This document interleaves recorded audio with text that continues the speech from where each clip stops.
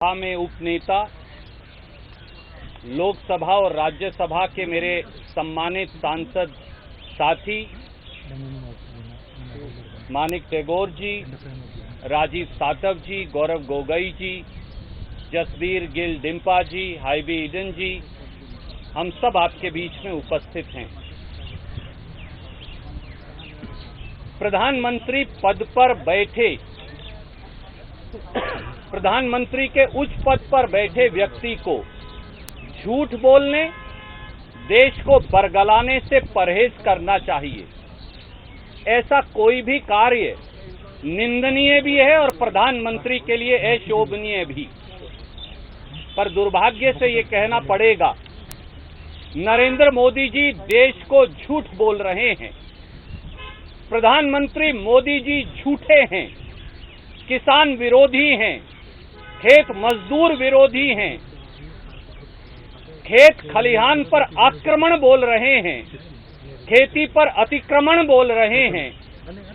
एक तरफ कोरोना महामारी की मार, दूसरी तरफ चीन से आमना सामना किए हमारी सेना बहादुरी से खड़ी है और मोदी सरकार देश के किसान पर हमला बोल रही है।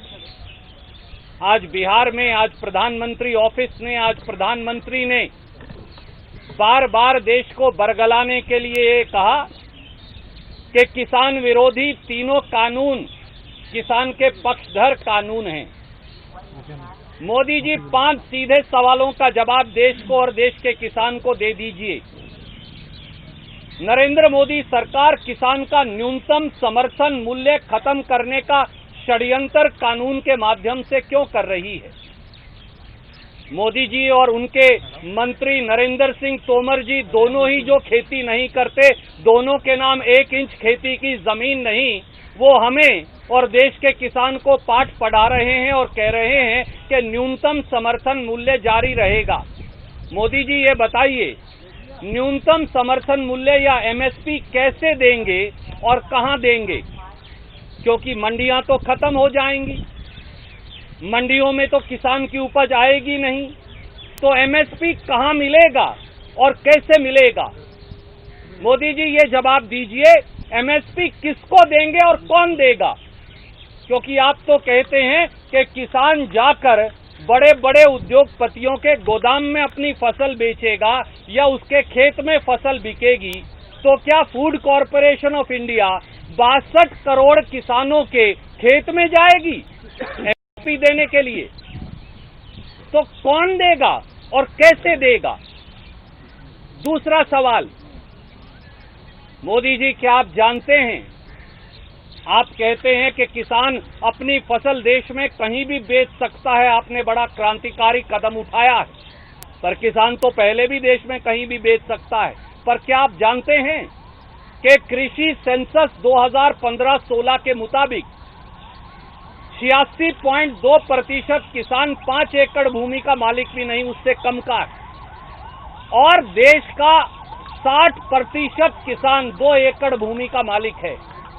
उस 2 एकड़ भूमि के मालिक किसान के पास तो गांव से एपीएमसी की मंडी तक जाने का बस का किराया भी नहीं।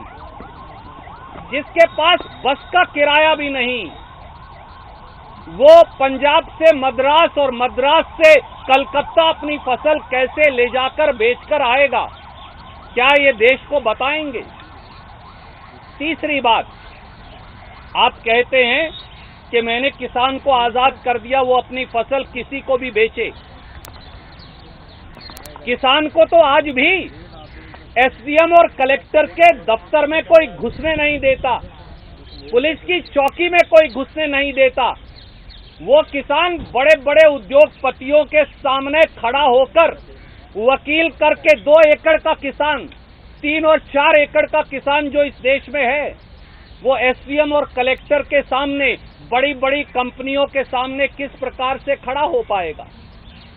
आप कहते हैं कि मंडी के आड़ती, मंडी का व्यापारी बिचौलिया है, उसे खत्म करना है।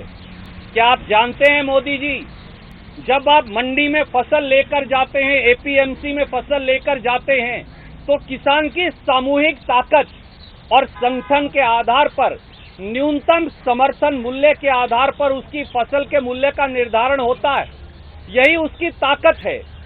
पर जब आप मंडी ही तोड़ देंगे, जब एपीएमसी एक्ट ही तोड़ देंगे, जब उसको अपनी फसल अपने खेत में बेचनी पड़ेगी, तो 15.5 करोड़ किसान या कुल 62 करोड़ देश का किसान और खेत मजदूर अपने खेत में 2-2 एकड़ के लिए सामूहिक संगठन बनाकर रेट का निर्धारण कैसे करेगा?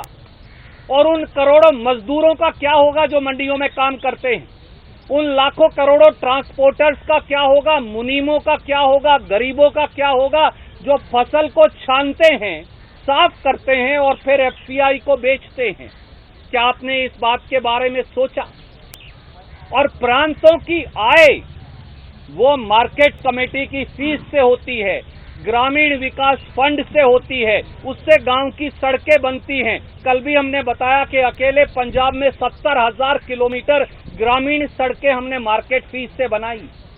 जब ये पैसा ही खत्म हो जाएगा तो गांव का विकास कौन और कैसे करेगा? दोस्तों, सच्चाई ये है कि खेती खाएं, किसान को सताएं, मजदूर को रुलाएं, पूंजीपतियों को पैसा कमाएं तो नरेंद्र मोदी कहलाएं।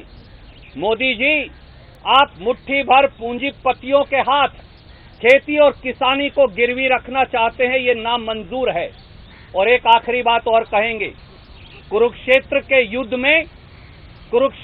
युद्ध में इस धर्म युद्ध में सेनाएं आमने सामने खड़ी है। कौरव नरेंद्र मोदी सरकार है, पांडव इस देश का किसान और खेत मजदूर है। कांग्रेस उस किसान के साथ पांडवों के पाले में खड़ी है। नमस्कार, मैं हूं संदीप चौधरी। अगर आपको ये वीडियो पसंद आया हो तो इसे लाइक और शेयर जरूर करें, और हां, हमें सब्सक्राइब और फॉलो करना ना भूलें ताकि आप देश और दुनिया की कोई खबर मिस ना करें। तो जुड़िए हमारे साथ और देखते रहिए News 24।